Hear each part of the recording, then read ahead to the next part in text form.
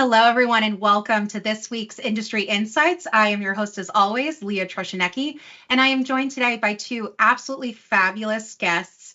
The first is a very old friend of mine, Edwin, hailing over from Europe. Edwin, go ahead and introduce yourself in case folks haven't met you yet.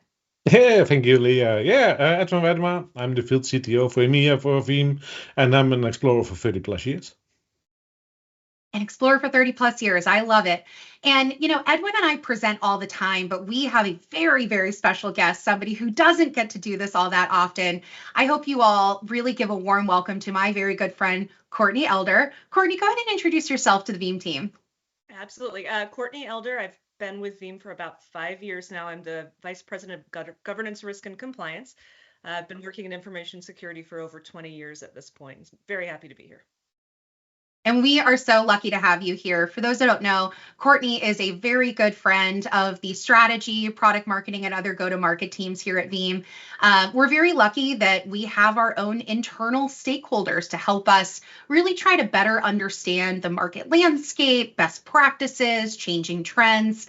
And overall, the CISO organization here at Veeam has been absolutely fabulous and very generous with their time. So Courtney is going to be coming into that Veeam community space, and hopefully you guys will get to see more of her as well. So everybody give her a warm welcome in the comments, because today we're going to be talking all about our most recent report that we released last week called Ransomware Trends from Risk to Resilience. And I'll give you guys a short link to be able to access that report in just a second.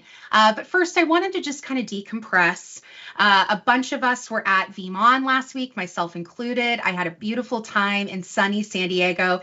If you didn't have a chance to check out Veeam, the keynotes are all available for free online. You just go register for the online event and you'll be able to access the keynotes, hear more from the Veeam team about all of the fantastic announcements that we had, product innovations. I think this was probably some of the most product innovations I've ever seen at a Veeam, and I've been going to Veeam since the very first one back in 2014, all the way back when we launched version 8 of Veeam Backup and Replication. So highly recommend checking that out.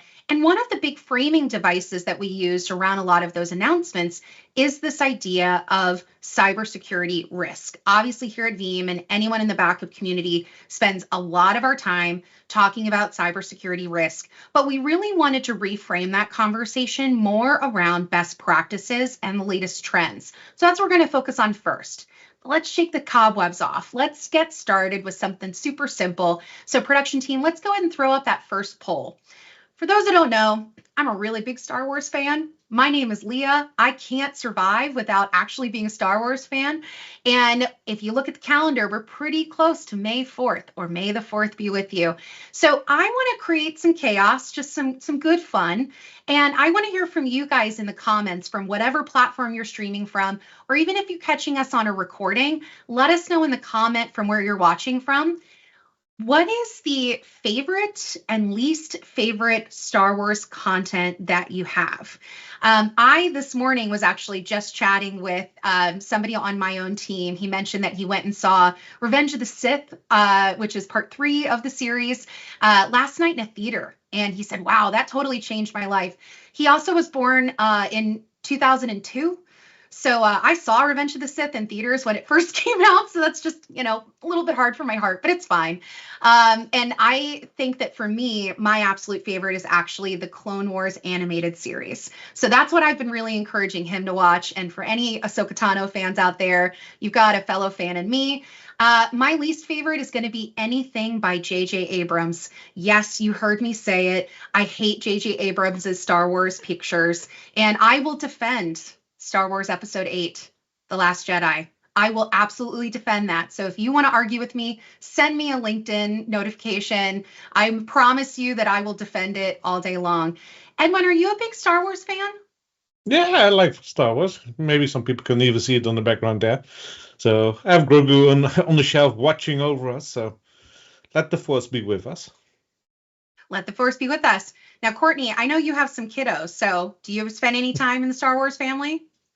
Admittedly, no, at all. So this is education for me. So thank you. Absolutely. Well, if your kids want a recommendation of the order in which they should watch the content, you let me know. I've got a creative but correct order to watch it in. And if you would also like that order, again, comment below. I'll be sure to reply after the show today. We're getting some really great comments from the audience. We have some folks tuning in all the way from RSA this week. So if you guys are over in sunny California again at the RSA conference, thank you guys so much for joining us. We also have Lisa from Chicago. James also says hello. And, my production team is letting me know that Darth Vader and R2-D2 are their favorites. And I can't disagree. I'm a big R2 fan. We always love our droid companions, certainly in this age of AI becoming all around us, right? I think we're going to look to those droid friends more and more. But as I mentioned, we do have a really fabulous set of content for you guys today. So if you haven't already taken a look at this most recent report, you can use the short link here to download our report, Ransomware Trends and Proactive Strategies. It's been really fun to work on this report. We took it in a bit of a different style this year. First, we actually worked with a third-party vendor to learn a little bit more about, again, what's going on in the community. It's really hard for folks to actually share their experiences, positive and negative, when it comes to a cybersecurity attack. Oftentimes you can't publicly talk about things or report them. So having these kind of anonymized reports is some of the best ways that we can share this knowledge. And it's really important that we do that. The other parts of this report actually came in partnership from our good friends at Coveware. So if you guys are fans of the show, you would have seen us invite the Coveware team on before. We've had the great pleasure of having Ray Ummerly on, who's one of our great friends at Coveware and spends a lot of time helping customers with incident response services. And they shared a lot about what the trends they're seeing are. So if you want to see more about TTP analysis, some of the top changes to the threat actor landscape, be sure to check out the full report. And of course, reach out to us in the comments if you have any really interesting tidbits that you see in that report. But just at a high level, I wanted to kind of pull a couple things that I thought would be interesting for the Veeam community. There's always those table stakes metrics that you have to take a look at. How often are production workloads disrupted or impacted? Production workloads are, of course, the most important data sets that our organizations need to protect. We also need to take a look at the success of recoverability. We are the Veeam community after all. This is our mission. So how successful we are at recovering data is a really critical KPI. But the one that I know Edwin and I focused the most on was about backup repositories specifically. 96% of the time, backup repositories have some kind of attempt on them during a cybersecurity incident. 66% of the time, they're successfully impacted. And 34% of the time, they're even modified or deleted. And Edwin, I know when we talk a lot with the field, this is the kind of question that we ask these organizations. Outside of the primary backup administrator in your organization, do you think your IT and security teams realize how often and how successfully backups get attacked? So I'll leave this poll question up while Edwin and I have a bit of a chat here. Edwin, I know as a field CTO, you spend a tremendous amount of time talking with organizations who have to either proactively plan or reactively deal with a cyber incident. How common do you think it is outside of the backup administrator for folks to realize how often attacks to the backup infrastructure happens? It's quite shocking that outside of the backup admins, the rest of the organization doesn't see it. But that's kind of scary, right? Because that means they are all going through firewalls. They are transferring over a network. They're touching a lot of things in production already, and they are invisible there. They only become visible by touching the backups. So trying to render them useless, destroy them.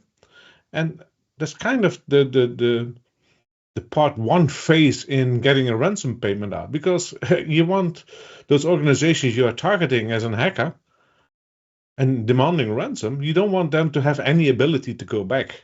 So any recovery from a backup repository is one of those things that will be step number one, right? You want organizations to have that in order, making sure that they have always choice number one, or better said, door number one. Let's do the recovery and make sure we get every data back. But the truth is that a lot of those organizations get a little bit dazzled and also overwhelmed, like, hold on, what happened? And that's when the backups start to fail and render useless. So they are being attacked. The backup admins are not security people. And that's also what we have to put that into the mix. Because they are not security people, they are about making sure that the backups work, that recoveries work. But they're not about really protecting those backups to like threat actors that are coming from the outside world or an internal threat actor. And you never really know, right? Whether it's going to be that external, that internal. So really thinking about that level of readiness is so important. And I think, Edwin, what you mentioned in the beginning is so key. When you look at that attack chain, if you will, oftentimes backup is an early indicator. And, one of the things that we don't have time to talk about on today's show, but I feel like it makes sense to plug, is that a lot of the innovation that Veeam has focused on in the last couple of years has been about trying to better understand when anomalous activity is happening to the backups, because that may be that canary in the coal mine, that early signal that something may be wrong. And certainly, Courtney, I know there's a lot of like signal fatigue, right? So it can be really easy to get mixed in a lot of the different activities and attacks that happen, because so often there are attacks that aren't even successful to begin with. But one of the stats that I found really interesting is this idea that when we took a look at organizations that didn't recover successfully, right, when we did this kind of third-party survey, we ultimately asked them, when you became a victim of a ransomware attack, did you feel like you were actually prepared? And we also dissected that data based on role. So what we found is that prior to the attack, they felt more confident. Post-attack, they felt less confident. It exposed vulnerabilities, it exposed cracks in their plan. But what I found to be really interesting is that when you then bifurcated that analysis out by role, we found that the CISO was much more likely to accurately predict how confident the organization should have been. There wasn't a big delta between actual and prior to the attack. So, Courtney, you come from the CISO organization.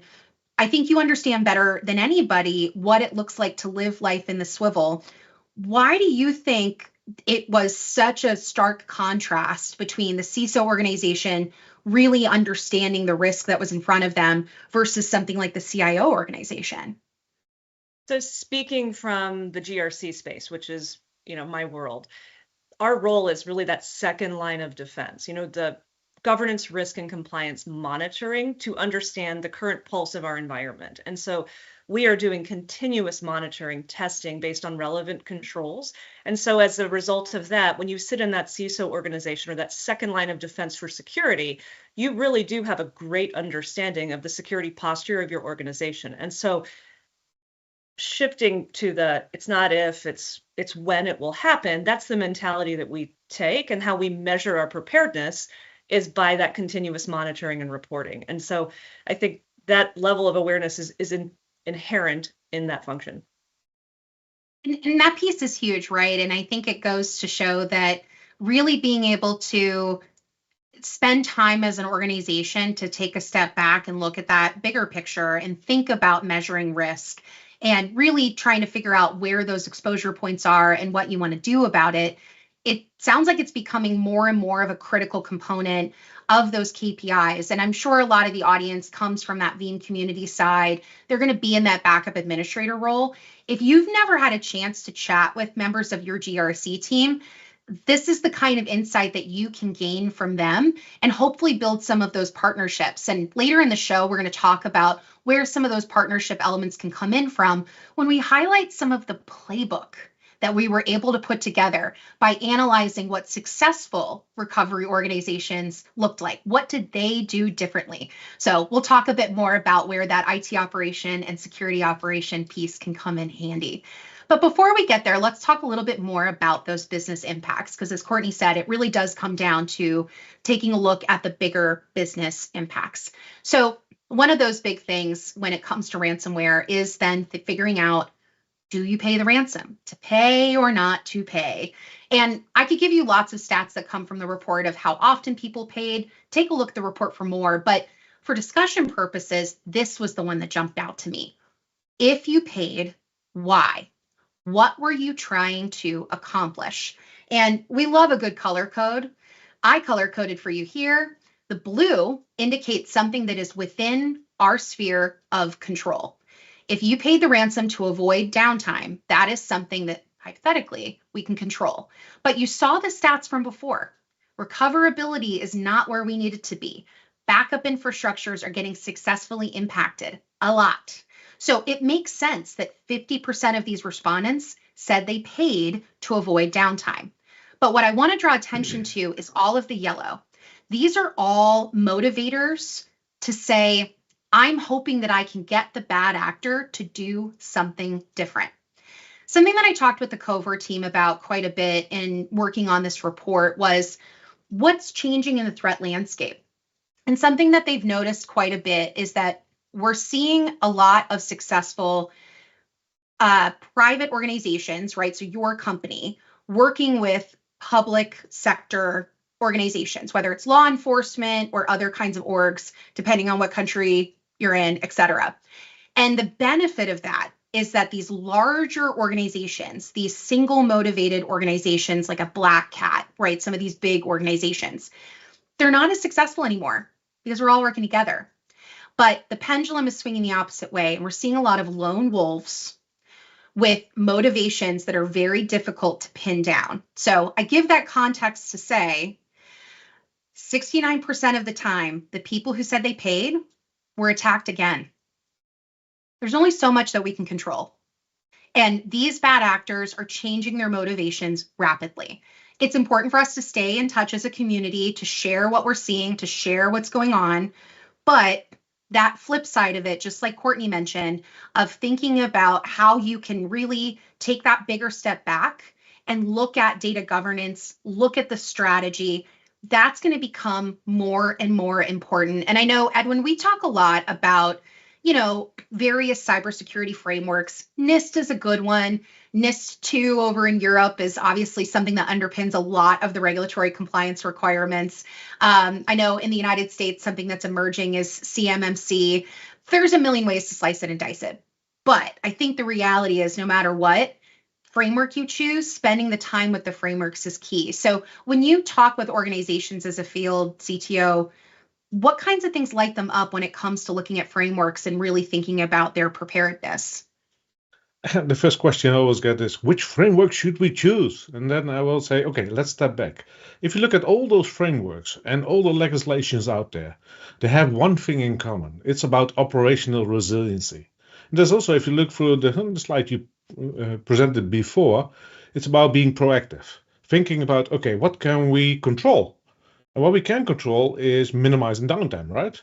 And a ransom deployment is one of those things that can cause harm for the operational downtime or operational resilience there and cause you downtime. But get it much more broader. Think about your organization and make sure that your organization becomes resilient. And then it's about, okay, which of those frameworks fits with your organization? And as you can see on the screen, this is the NIST CSF 2.0. So that's where the government came in, because we only had those 5 pillars first.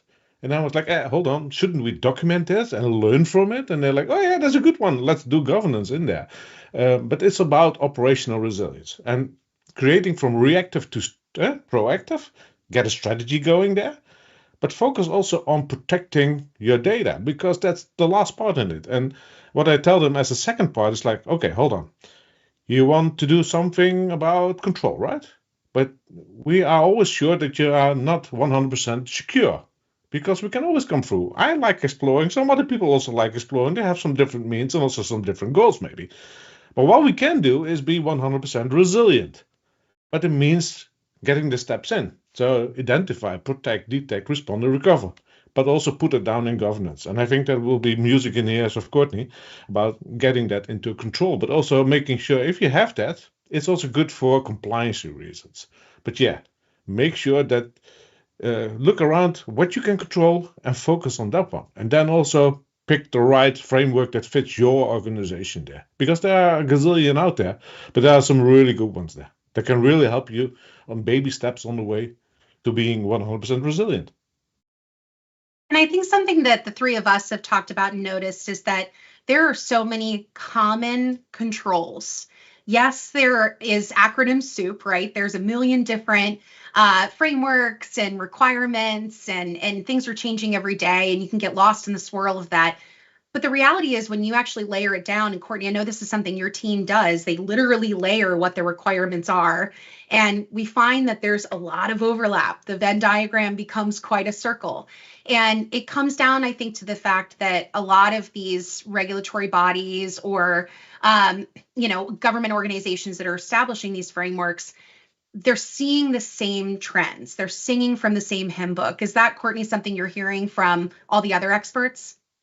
Absolutely. It's, ask once, use many type of thing, given that we as a vendor to, our customers, they have many different regulatory requirements within each of their landscapes. And so we have to be able to demonstrate that we can flex and support any of those frameworks and requirements. And so we probably spend 20 to 30% of our time mapping, testing, validating, and assuring our customers that we can, support them in whatever their regulatory or compliance journey is. And so absolutely, ask once, use many. I love that governs in the NIST CSF framework now. You're right, Edwin, that was a great big change for us. And, we do use that as a benchmark internally to assess our maturity on an annual basis as well. So we're constantly in many different places, but those controls are common across all of the frameworks for the most part. And so tracking to that and measuring against that is really critical for us. And, that reminds me, too, that we probably should have popped in a slide about our Veeam Trust Center. So for those who maybe are thinking about your current Veeam usage, or maybe you're evaluating more Veeam solutions to take a look at, we actually have this really great website page that hosts a lot of our information about Veeam's stance as a vendor, as a part of your resilience strategy. So Courtney, why don't you plug that a bit in production? I'm going to ask you a favor if you guys can go to veeam.com and grab the link to the Trust Center and put it in the chat, because I would love the Veeam community to make sure that they're pointing their browser there. But Courtney, can you plug Trust Center for a minute? I mean, it is my baby, so gladly. Absolutely. So Trust Center for us is a public-facing portal that shows an inventory of the different compliance and not just security, but corporate compliance certifications and attestations that are in place. We enable our customers to self-service, not just with onboarding and purchasing, but also as part of annual due diligence, because any of you that are part of this security and backup and community, you understand that it's not one and done. You engage with a vendor and you want continuous assurance that they're maintaining their compliance. And so we have built this portal as a mechanism to allow quick and easy use for our customers. And I think, we've really seen a huge amount of efficiency on my team with not having to respond to individual inquiries. So highly recommend that if your, organizations haven't gone down that path yet, but it's a really great tool for us and we're very proud of it. We are definitely very proud of it. So I know production just put the link to the Trust Center in the various chats across the platform. So make sure you check it out and share it with your internal teams. We'll talk a bit more later about best practices, and I think you'll see those start to resonate as well. We're also getting some really great comments. Andre dropped a really great comment that has a bunch of nuggets in there, and I'm going to hold on to some of them. But one in particular I wanted to mention is data consistency and backup. How many times a year does your customer think about recovery testing, all of these kinds of things? So keeping a constant, consistent approach is also key, because yes, a failure to plan is a plan to fail, but you have to spend the time to keep beating these things up. We're going to talk about how you beat them up in just a bit.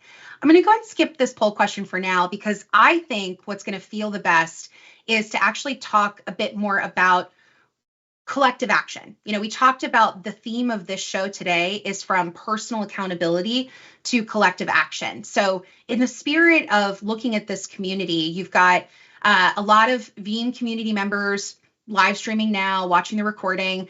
I've been at Veeam on the cloud and service provider side for most of my career. Edwin's a field CTO, but we also have Courtney on the CISO side. So I wanted to make sure that we talked a bit about how all of these pieces come together.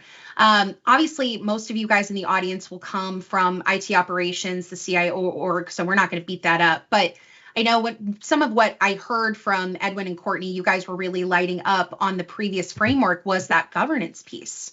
So for those who don't know, at VeeamON this year, we actually unveiled a brand new data resilience maturity model. That's my baby.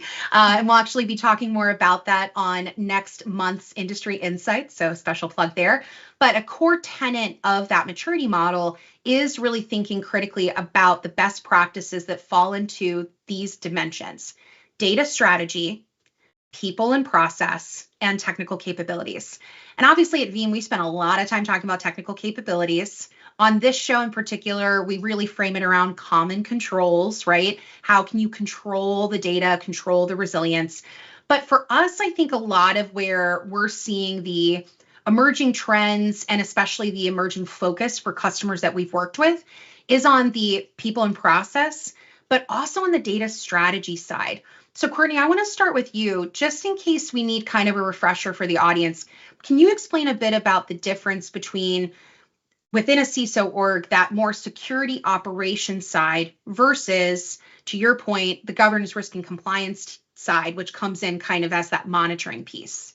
Yeah, absolutely. So you said it beautifully earlier when we were talking and brainstorming, Leah. It's that left brain, right brain concept. It's absolutely the way we function here internally. So governance, risk, and compliance is my side of the house. That's, what are we expected to do?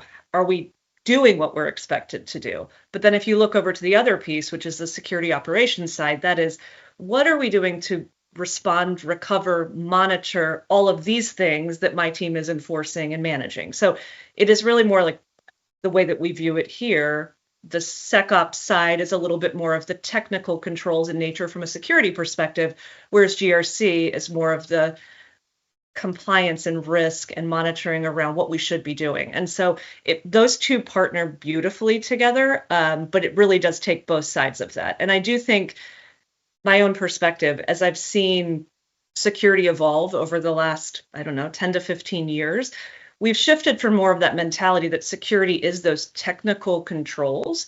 And now it's 50-50, right? It's that combined left-right brain that really encompasses what security as a whole is for our organization as well as in the industry. And I think something that we'll talk a bit about more too is where then roles, responsibilities, and accountability come in. But the only way that I think you can really measure that is by also looking at that data strategy piece. So Edwin, I'll bring you in here. I think one of the emerging things that we've started to see, certainly when I've talked with other members of the field CTO team as well, is more and more we're seeing legal come to the table, right? Yep. Obviously, they've always been involved, but actually wanting to get involved in planning and understanding risk exposure, risk appetite. We're also seeing crisis communications being a big part of this, especially as data privacy concerns and third-party risk and regulatory compliance exposure. But there's also that new role that is really starting to emerge, that chief data officer.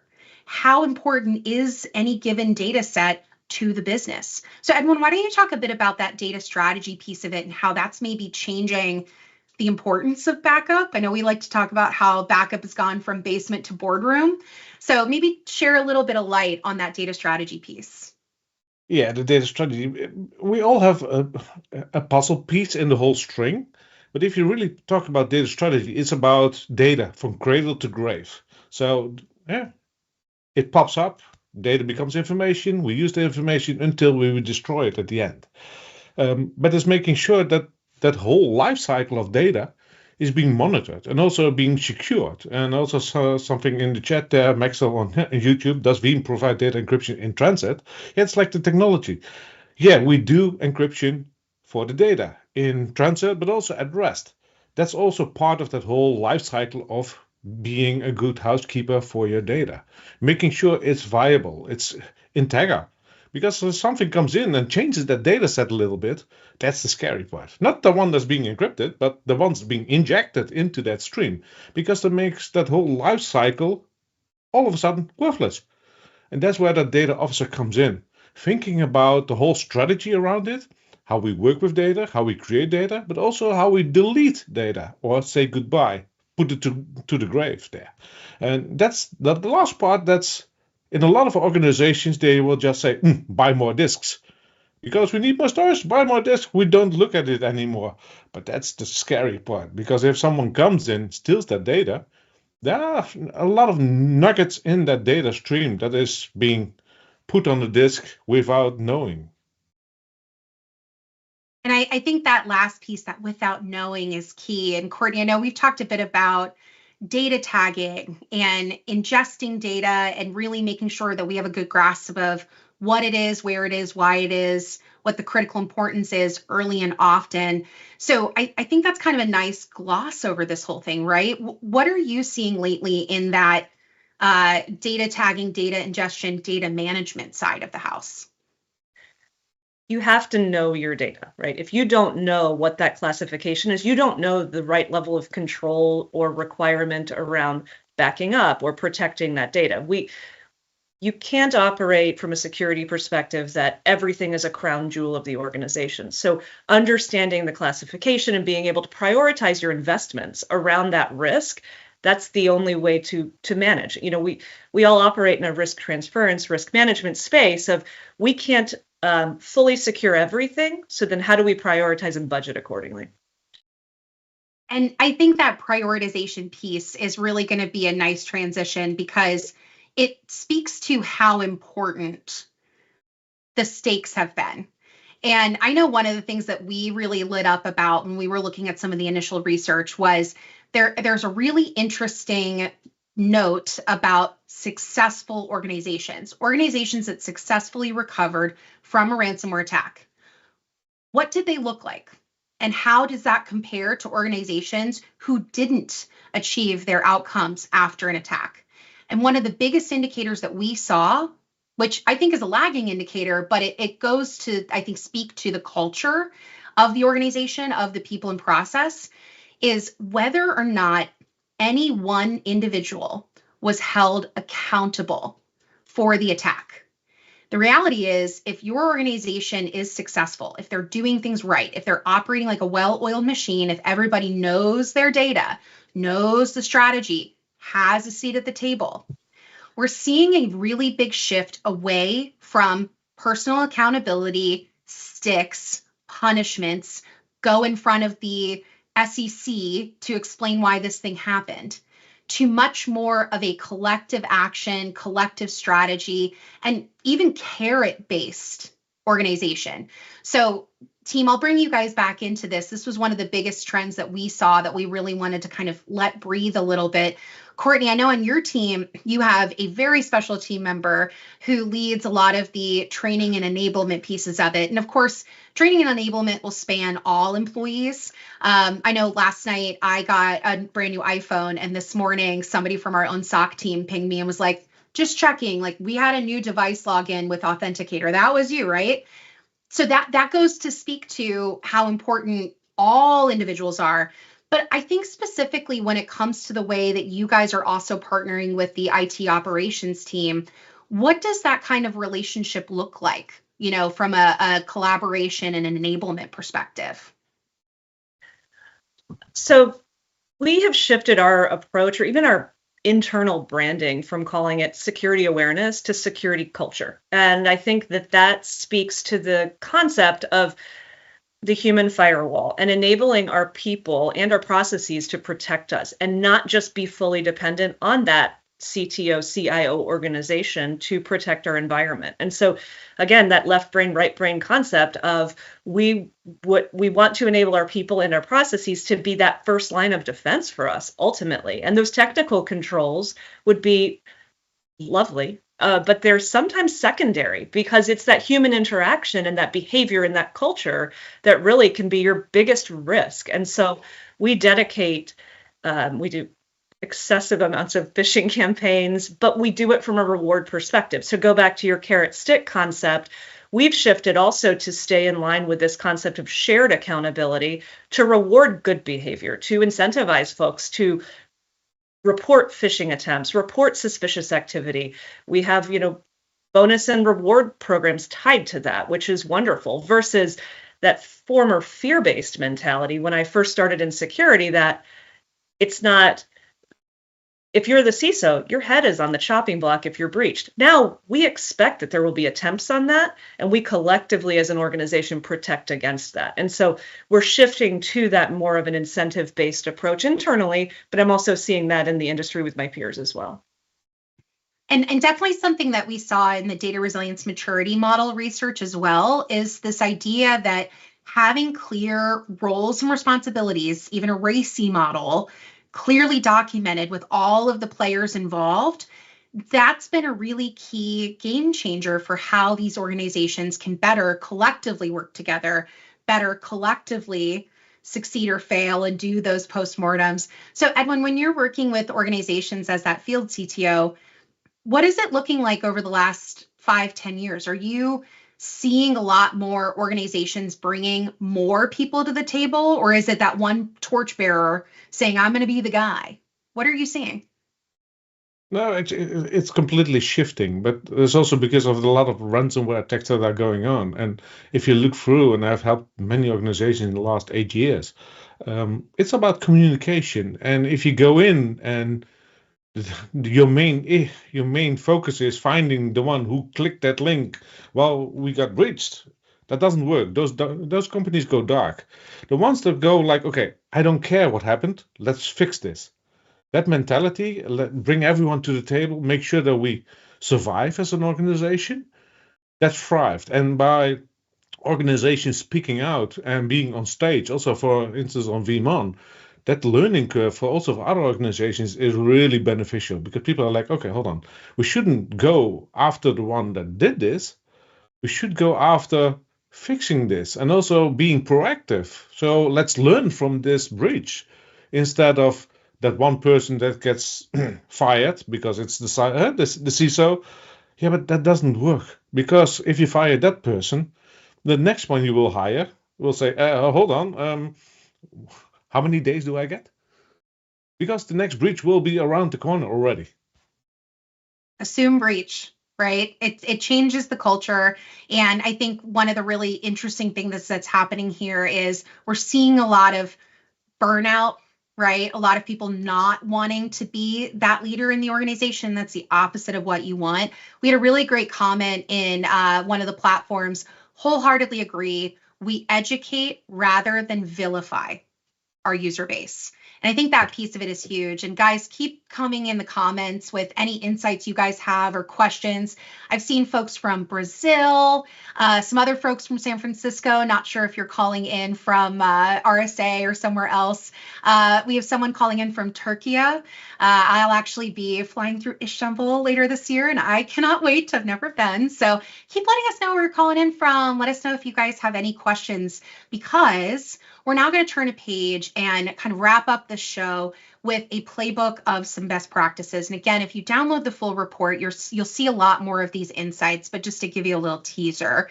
Again, what we were trying to do is balance organizations that successfully recovered versus those that struggled, and what did the successful ones do differently. So on the recovery side, they verified and checked regularly. Earlier, somebody mentioned consistency is key. That is proved positive in this set of stats. Ensure backup copies are clean prior to restore. That part of it is huge. The only way you can successfully recover is if you're not going to reinfect the whole environment after you have contained. Have alternate infrastructure arrangements. So said differently, that 3-2-1-1-0 rule. Have something offsite, have it in a different media.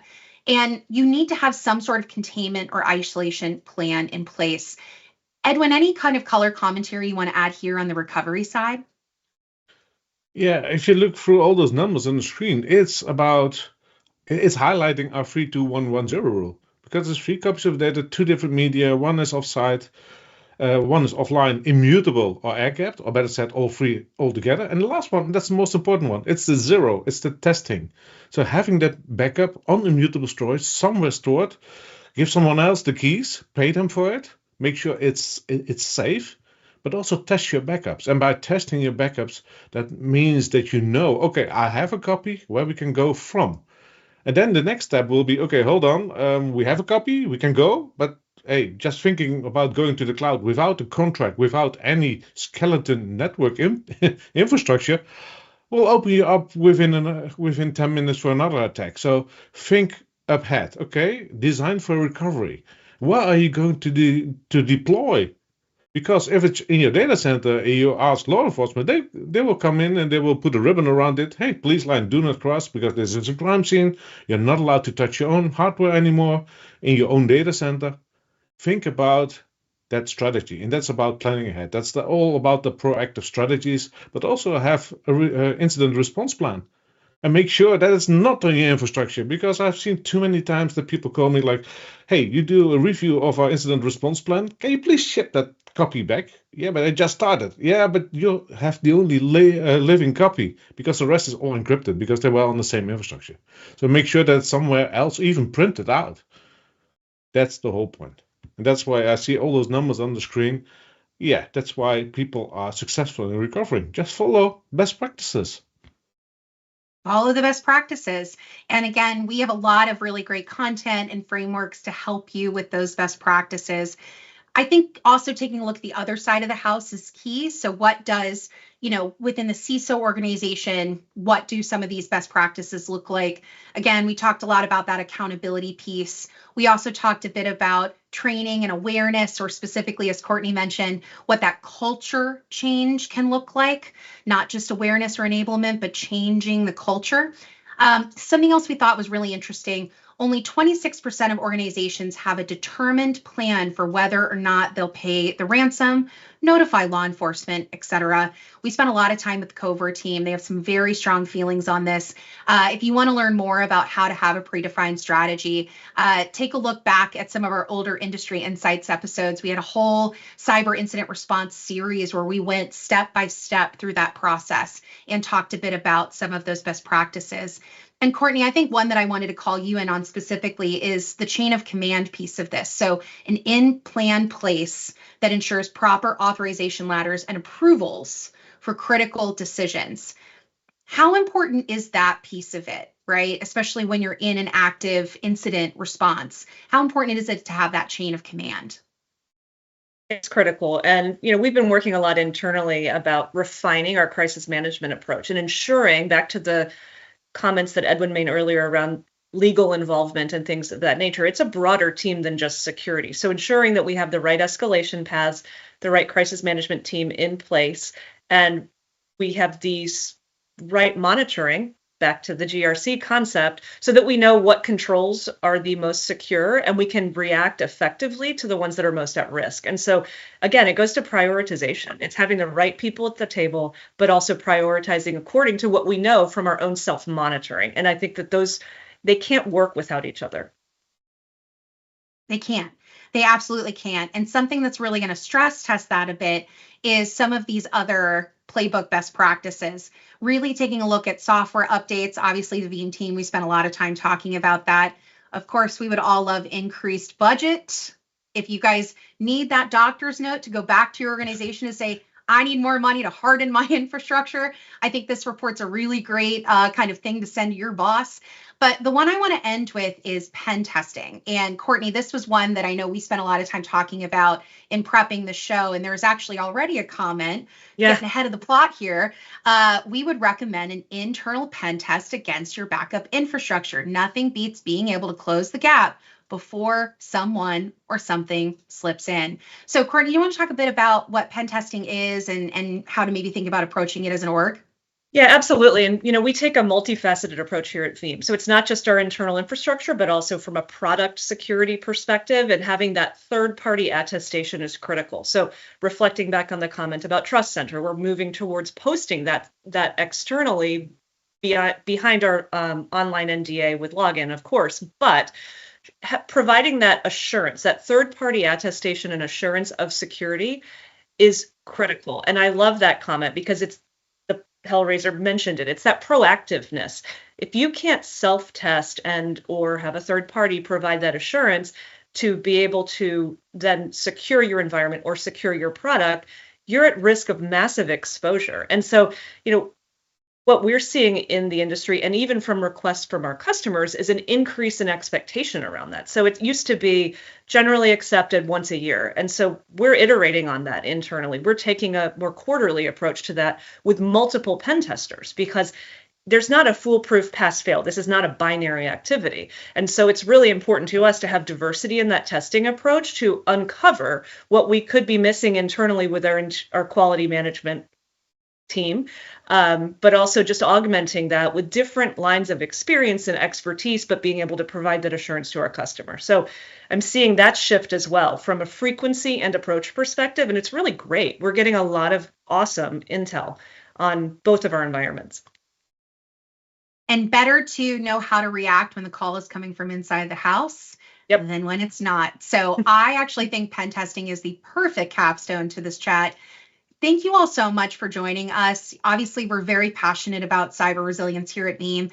We mentioned a couple of times that Veeam On was last week. If you didn't have a chance to hear more about the latest enhancements from Veeam, a lot of what we're doing on the data intelligence side and data management side, be sure to check out Veeam On.